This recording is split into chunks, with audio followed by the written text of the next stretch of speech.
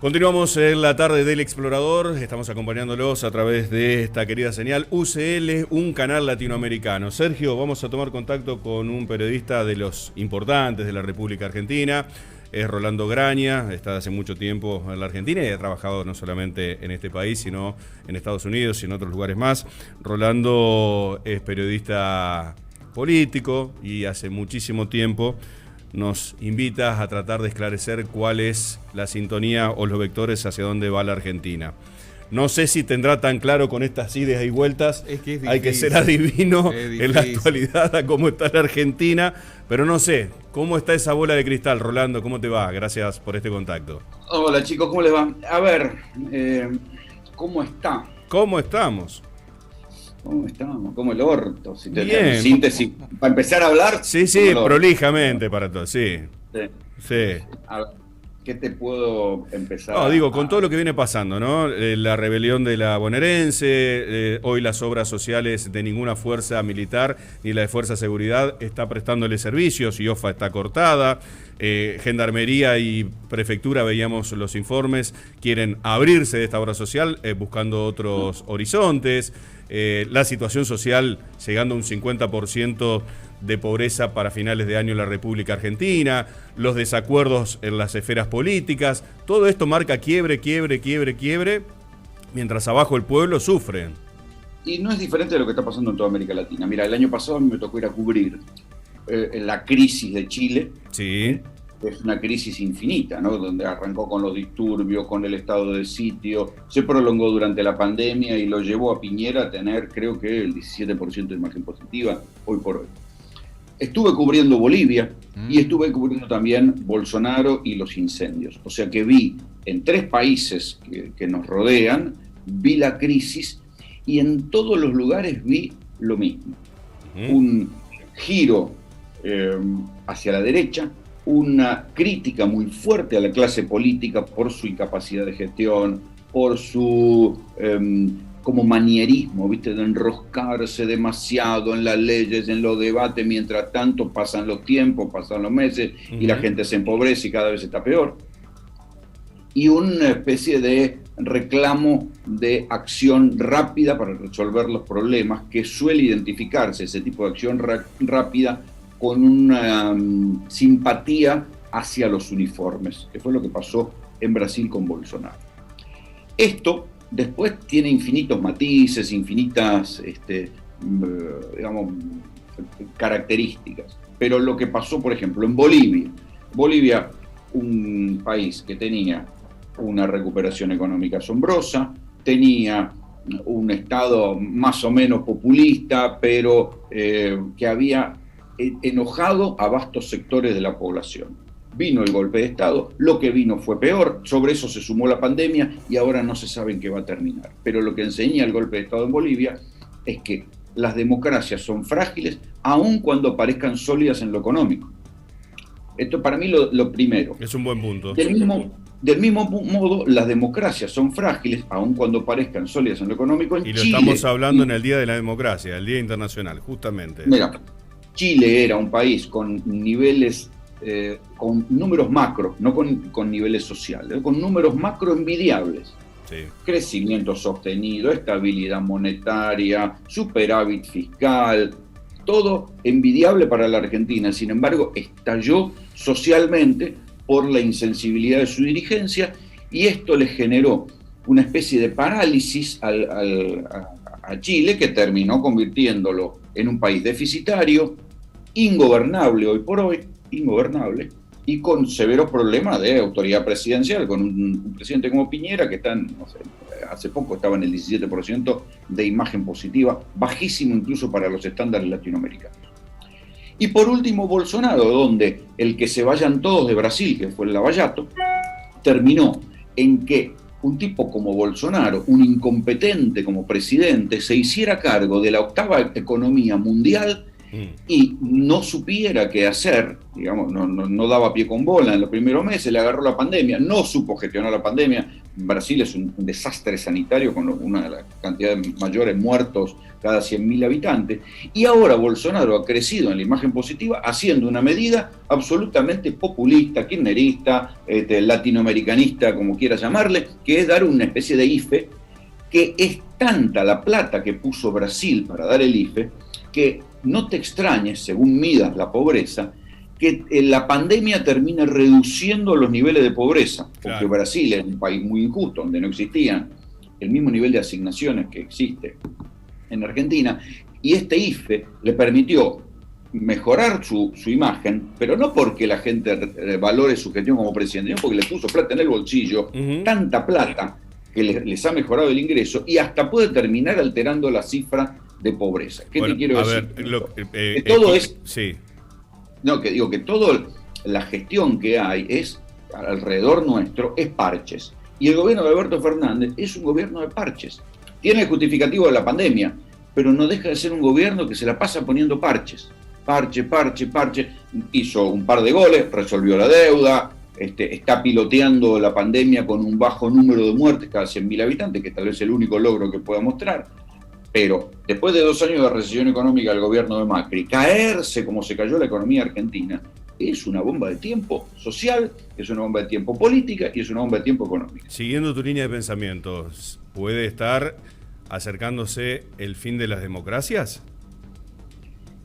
Mirá, porque por izquierda o por derecha el problema no ha sido resuelto para las poblaciones en cada uno de los países que mencionaste. No creo que sea el fin de la democracia. Lo que sí creo es que va a pasar, como está pasando en las democracias europeas, que el tradicional espectro bipartidista de las democracias occidentales, cuando digo incluso de Estados Unidos para abajo, se fragmente, al sur del río Bravo, se fragmente en más presencia de la ultraizquierda y más presencia de la ultraderecha, que es lo que está pasando en Francia, en España, en Holanda, en Bélgica, en Italia, donde la presencia de esa derecha que le llaman populista, pero es una derecha con modales xenófobos, con cierto proteccionismo económico. Hay que ver cómo entra. Acá ese tipo de derecha siempre quedaba subsumida en el peronismo, así que en su ala derecha tenía este tipo de cosas, ¿no? Digamos, no, porque Menem era liberal en lo económico. Acá estamos hablando de una derecha proteccionista, es otra cosa. Claro. O que tal vez esa ultraderecha se combine acá con los libertarios, ¿sí? Una especie de... Vos fíjate que marchamos a una cosa, a un crecimiento de lo que se llaman los libertarios, que es una mezcla rara, porque son libertarios en lo económico, pero autoritarios en lo político, porque al pibito que detuvieron... Presto, desde acá, desde Paraná, lo conocemos. Claro, era libertario en lo económico, pero tenía una foto con Videla.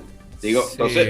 Entonces, ahí lo que veremos... Rolo lo están agigantando mucho más, Después lo discutimos, pero si lo conocieran como lo conocemos acá, lo están agigantando mucho más de lo que es. Pero bueno, a mí me sirve eso para analizar que la ultraderecha de discurso libertario va a terminar siendo autoritaria en lo político, o por lo menos va a terminar siendo nostálgica de la dictadura y de algunas cosas por las que ya pasamos en la Argentina. Pero en cualquier caso, puede que esa sea una manifestación de la derecha acá.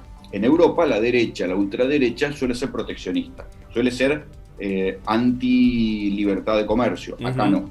Pero en cualquier caso, lo que va a haber es un crecimiento por ese lado. Hay una encuesta, unos encuestadores, no te voy a decir quiénes, pero que me contaron que mandaron medir en provincia de Buenos Aires la intención de voto de Expert y les daba el 7%.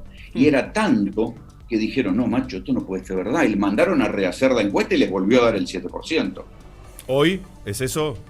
Hoy, ahora un mes. Por eso el juego discursivo y obrar de Bernie, entiendo. No, porque ahí es otra cosa. Me parece que Bernie tiene una nostalgia de primer peronismo. Ajá. ¿Sí?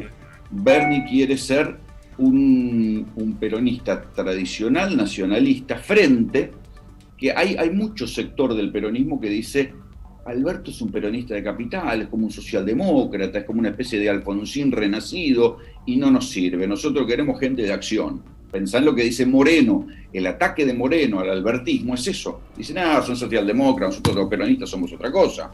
Y me parece que por ahí viene la diferenciación Bernie, ¿no? Que es Bernie nunca lo vas a ver ultraliberal en lo económico, es un tipo ¿no? que es un peronista en lo económico y que además sabe que gobernar el conurbano necesita mano dura, ¿sí? Y por esto se planta ahí y por eso le va bien.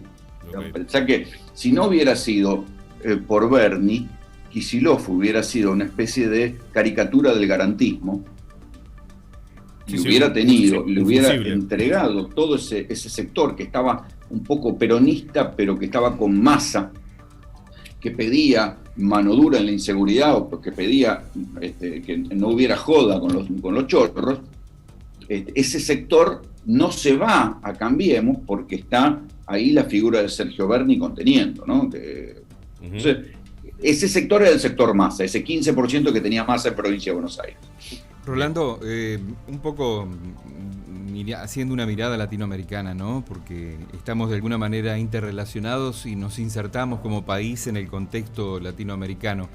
En este análisis que hacía vos de la derecha y fundamentalmente teniendo en cuenta algunas cuestiones que se relacionan con otros países que no nombraste, el caso de Perú, por ejemplo, que es una muestra, vos fíjate, de la fragmentación y el socavamiento político que hay. Permanente. Que trae aparejado, bueno, un desenlace económico que por allí hoy está acentuado por la pandemia, pero tristemente tenemos que decir que las desinteligencias políticas terminan con los caos económicos y en los cuales la República Argentina, bueno, es un espejo de este problema, ¿no? Del problema político, de la falta de seguridad, de la falta de estructuras rígidas y sólidas en lo político.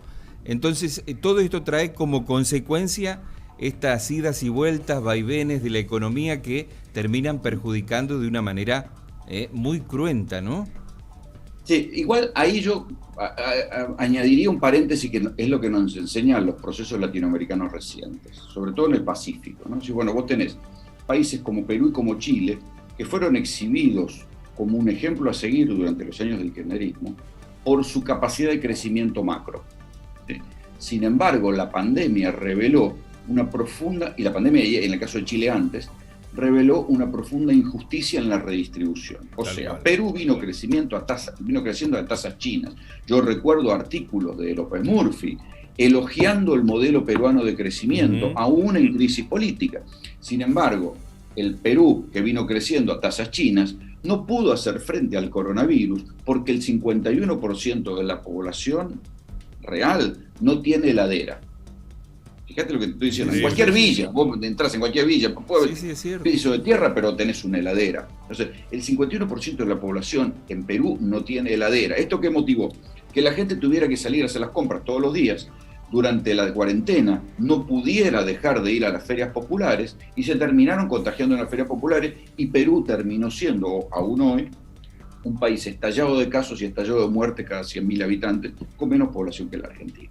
Entonces, ese modelo de crecimiento, pero de no redistribución, tampoco funciona, porque tarde o temprano termina estallando. Durante un tiempo hay un montón de señores que dicen qué bueno, cómo crece, se ajustan, no tienen déficit, qué sé yo, ¡boom!, un día estallan porque estallan por abajo. Lo mismo pasó en Chile, que también venía un crecimiento sostenido, pero el nivel de concentración y no tenía inflación, no tenía nada de lo que nosotros nos quejamos, terminó estallando igual. O sea, ahí tenés un límite.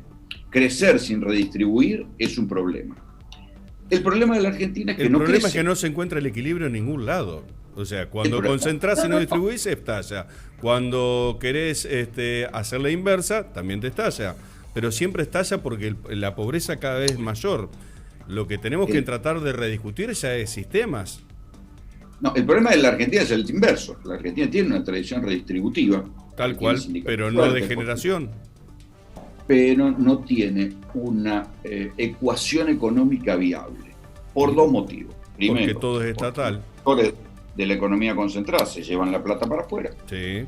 Y porque la Argentina es un lugar donde, desde la ley financiera de Martínez en 1977, siempre es más negocio la timba que la producción. Tal cual. Entonces, hasta que eso no se cambie, y eso es la matriz estructural, Digamos, hasta que los bancos no sean más... Vos pensás que para un banco es más negocio hoy prestarle, hacerlo esas cosas que es una alquimia financiera, los PAS, la LELIC, prestarle la plata al Estado bobo que quedarte la voz para que con un crédito flexible puedas emprender lo que necesitas. Que darte vuelta y prestársela a alguien que vaya a emprender una actividad productiva. Hasta que eso no se cambie, la Argentina va a ser un país inviable.